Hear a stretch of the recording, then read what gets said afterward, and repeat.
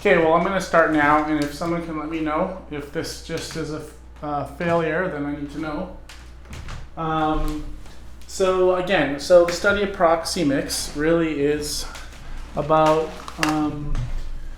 it's about the use of human space, and Fred Previck did a nice piece on that, which I'm going to review, and Ed Hall, which is focusing on communication and social interaction. I think this is really relevant that we're talking about kind of social interaction, because I know that a lot of multiplayer experiences are being developed right now, and people are a little bit worried about some of the more immature participants in the VR community who just seem to like to troll it and screw it up for everybody else. So it's really important that we understand social interactions and we start studying it in a bigger way.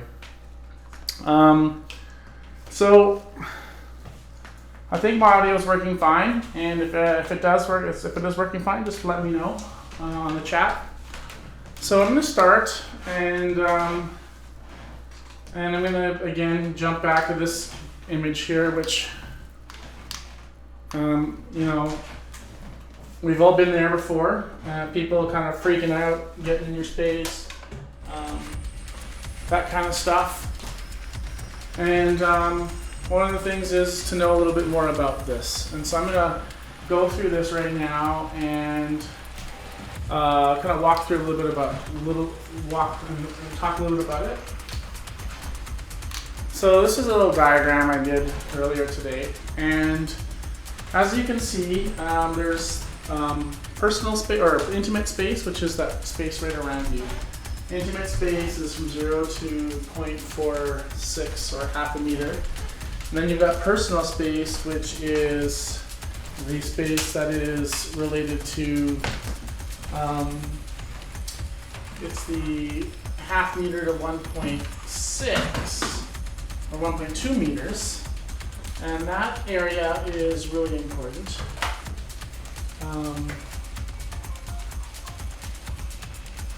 That area is really important because that's your personal space. Then you've got social space, and social space goes out from 1.2 meters all the way down to 3 meters, and that's social space. And then from 3 meters onward is what we call public space. And the way to think about public space is like public parks and things like that. Maybe big rooms in universities or institutions, hospitals, the street. These are all really important public spaces. And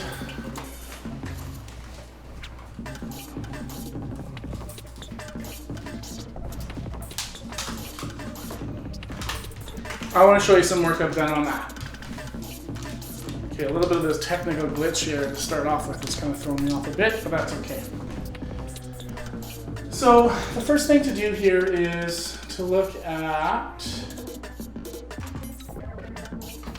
so you'll see this drawing is kind of animating, and this is a representation of Edward Hall's space in my tracking space right now.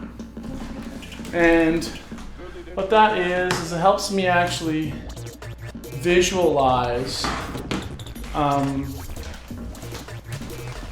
by laying out these distances in your tracking space. It kind of helps you understand these different spheres or rings of space inside the tracking space. And that makes a difference because virtual reality really isn't a platform to be exploring outside of the medium. Being inside the medium is always the best. So what I'm going to do now is talk a little bit. I also started experimenting with not just understanding the space and the tracking space, but also bringing in people into the space. So there's this little wireframe guy that I created over here, and he's standing in social space. In fact, my tracking space doesn't even track out to public space, it just tracks to social space.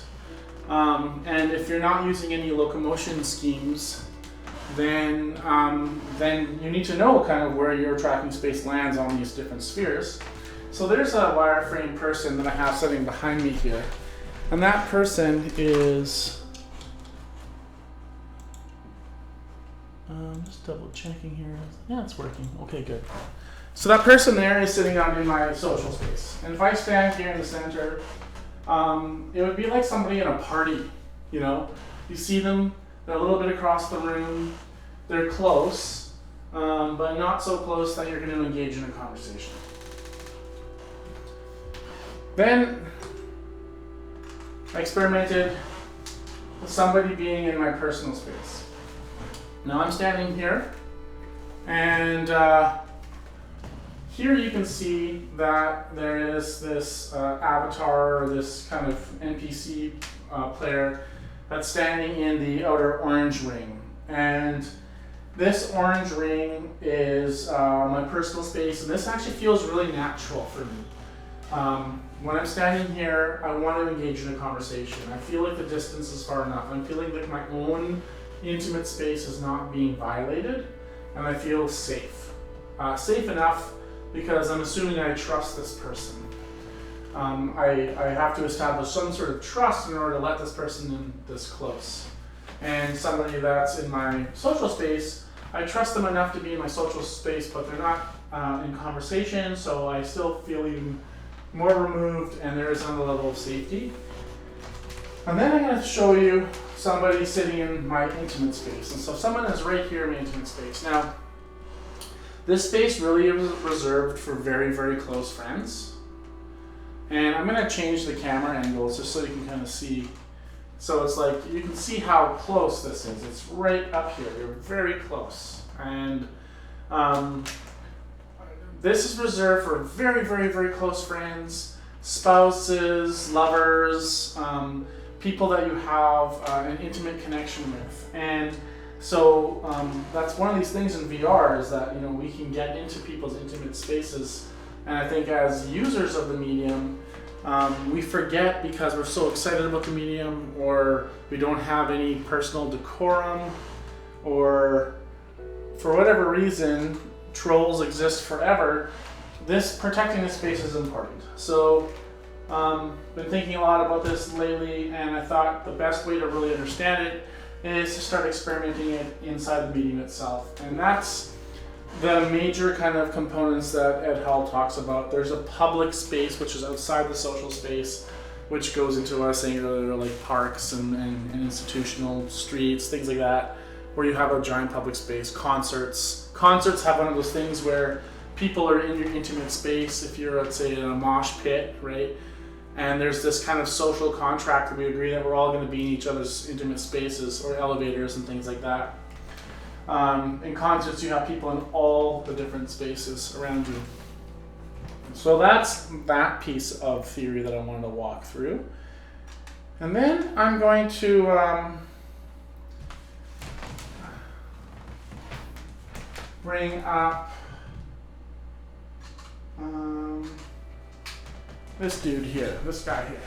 And this guy here is this is Fred Previck, and this is not a definition of neuropsychology. This is neuropsychology in relation to Proxemics.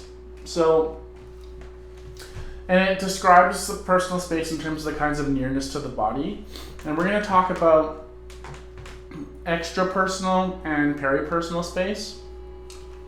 And this helps you think about when you're in a tracking space, kind of what kinds of zones are there and what are they thought of. And this is, of course, as people who create VR content, they definitely, you already know a lot of this stuff because you've been experimenting, but to just know that there's history in this. This was in 1998, was the neuropsychology of 3D space.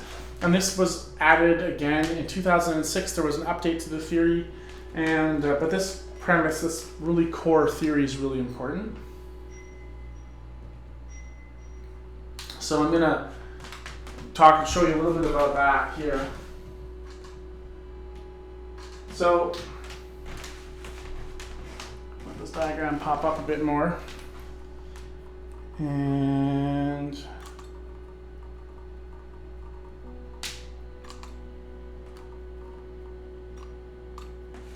okay, So again, we have a circular area which we have the human, okay? And this circle here is the arm's length of somebody. So when someone reaches out their arms and that arm's length, okay, that area is called your peripersonal space or realm. Okay, this green part here is the manipulative peripersonal realm. So this is the area that is in front of us that we manipulate. And there's some interesting things about that, which I'm going to show in a 3D sketch I made. Here's this focal realm area. This is in the extrapersonal space, so anywhere outside of the internal arm's length area is your extrapersonal, and then you've got this area here, which is this ambient realm, the extrapersonal ambient realm. I think of this as kind of like where your skyboxes land, right? That's where your skyboxes are, and the thing is, again, like many people who are creating VR content just kind of stumble upon this stuff because it's intuitive and it makes sense. But I do think it's important every once in a while to know where to research to get further ideas or explore new concepts. And I've been doing this for this is about the last 2 weeks of kind of exploring. One thing I want to talk about though is like, where does your tracking space kind of fit? So right now I'm on a Vive, and I'm kind of exploring the Vive as a research tool to help me learn VR better. And I'll be like, so here's, let's say, a Vive tracking space.